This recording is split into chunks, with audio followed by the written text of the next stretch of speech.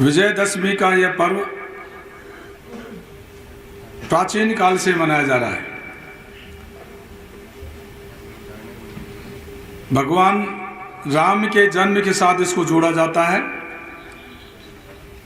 कि उसके बाद इसकी शुरुआत हुई, यह उचित नहीं है कहना। यह उससे पहले ही मनाया जा रहा है विजयदशमी का त्यौहार। क्षत्रियों का यह पारंपरिक और अति महत्वपूर्ण पर्व है।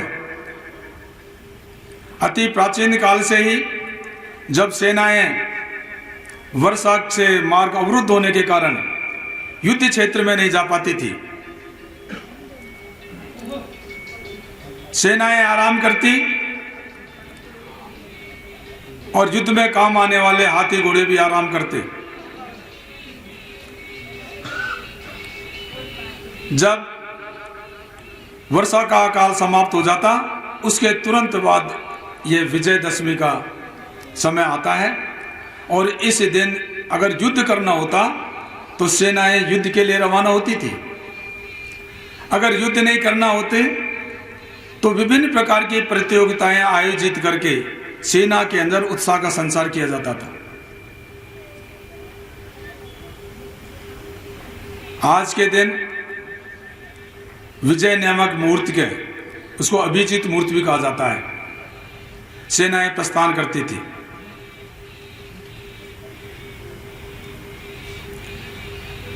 इस प्रकार ये शुरू से ही अति प्राचीन काल से यह पर्व मनाया जा रहा है। आज के दिन तलवार की पूजा अर्थात अस्त्र की पूजा, अश्व और सम्मी की पूजा की जाती है।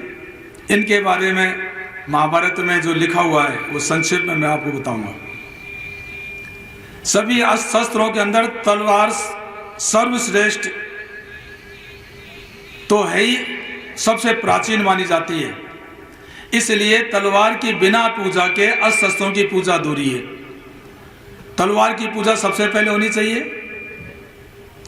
महाभारत के अंदर शांति पर्व में व्याख्यान आता है, सरसैया पर पितामह भीष्म है, नकुल उनसे पूछता है। अब जब हम सरियाती पर्वत पर रहते थे, अर्थात हमारा जन्म ही वहां हुआ था, और जब हम थोड़े बड़े हुए तो हमें अस्त्रों की शिक्षा सरियाती वंश के राजा सुख के द्वारा दी गई।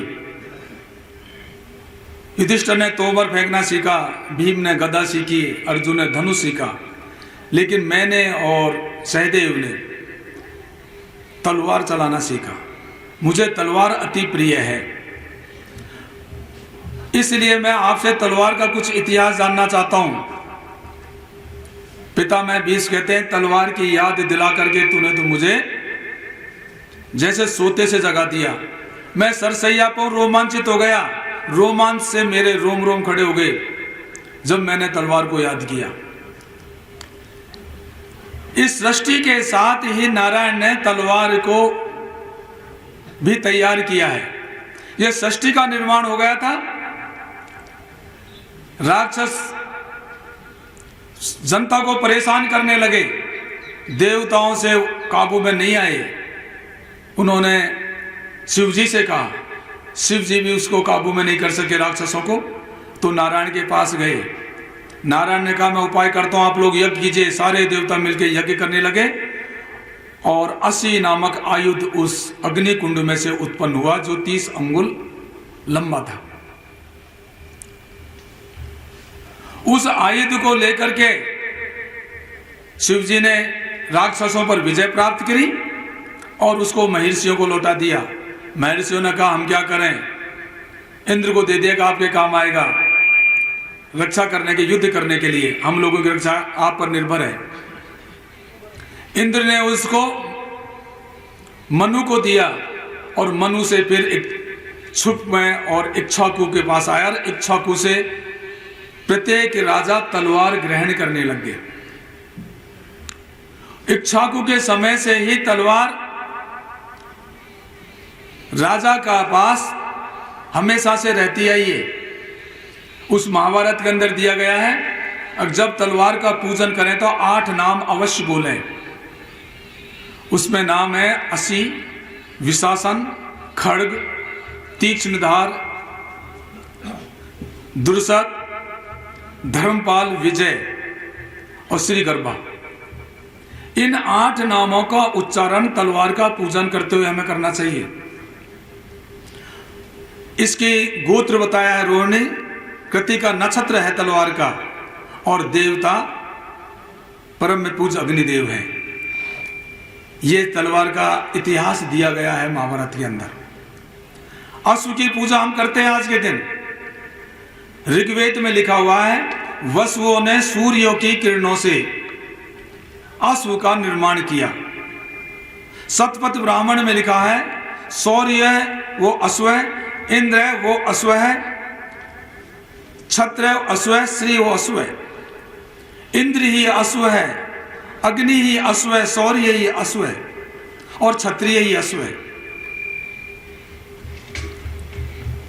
सूर्य के प्रतिनिधि के रूप में अश्व की पूजा की जाती है और हमारा सुख दुख का साथी, शौर्य का प्रतीक, पराक्रम का प्रतीक और छात्र तेज का प्रतीक है अश्व। युद्ध भूमि के अंदर जो साथ लड़ते हैं, प्राण देने के लिए, आत्मोत्सर्ग करने के लिए जो साथ रहते हैं, उनके अंदर जो भाव बनता है, उस भाव के बारे में कोई वर्णन ही नहीं किया जा सकता। और घोड़ा हमारे साथ, अश्व हमारे साथ युद्ध में रहा है, तो अश्व के साथ हमारा कैसा संपर्क है उसको शब्दों में वर्णित नहीं किया जा सकता। उसी कृतज्ञता के लिए और सूर्य भगवान के प्रतिनिधि के रूप में आज पूजा की जाती है। खेजड़े की पूजा हम क्यों करते हैं? इसके अंदर अग्निदेव का वास है और अग्निदेव से हम मनाते हैं कि मुझे अपमृत्यु नहीं जाए। क्षत्रिय युद्ध में जाने से पहले अग्निदेव की पूजा के रूप में खेजड़ी की पूजा करता था। अति प्राचीन रूप समय से ये भी, अब मैं एक कायर की मौत नहीं मरूं, मैं एक वीर की मौत आए, इसलिए अग्निदेव से ये वरदान मांगने के लिए उसकी पूजा की जाती थी। तो इस प्रकार अति प्राचीन काल से ही विजयदशमी के दिन इन चीजों, 3 चीजों की पूजा की जाती है। और ये त्योहार अति महत्वपूर्ण क्यों है?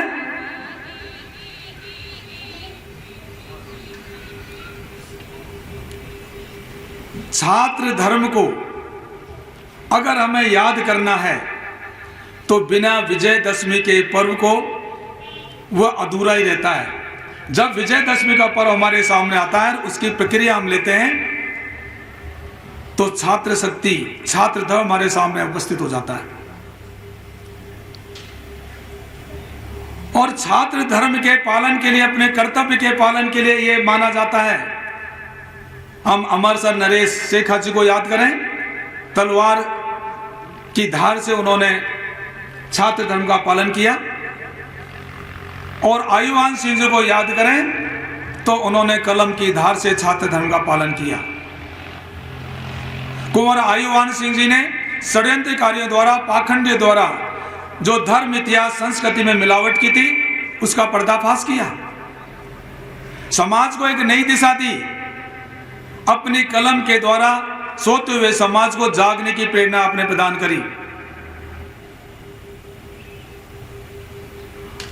वर्तमान समय के अंदर समाज के अंदर जो कुछ हलचल है या जागृति है या छात्र धर्म के हम नाम जानते हैं, तो आयुवान सिंह जी, इसके लिए अगर हम उनका नाम लें तो कोई अतिशयोक्ति नहीं होगी। वरना आजादी के साथ, जिसको कथित आजादी कहते हैं, जब अंग्रेज गए, निराशा में डूबा हुआ था समाज, और डूब करके, निराशा में डूब करके ये छात्र धर्म को भूल गया और रोजी रोटी में लग गया था। कैसे पेट भरे? नेपोलियन ने एक जगह अपनी किताब में लिखा है, जो समाज रोज रोटी के लिए लड़ता है वो जाति कभी महान नहीं बन सकती। इतिहास गवाह जो अपने अस्तित्व की रक्षा के लिए लड़ा है, जो अपने परंपराओं को अक्षुण्ण बनाने के लिए लड़ा है, वही समाज जागृत समाज कहा जाता है और उसने ही दुनिया पर राज किया है। ये चीज हमें किसने सिखाई? ये चीज हमें आयुवान सिंह जी ने सिखाई।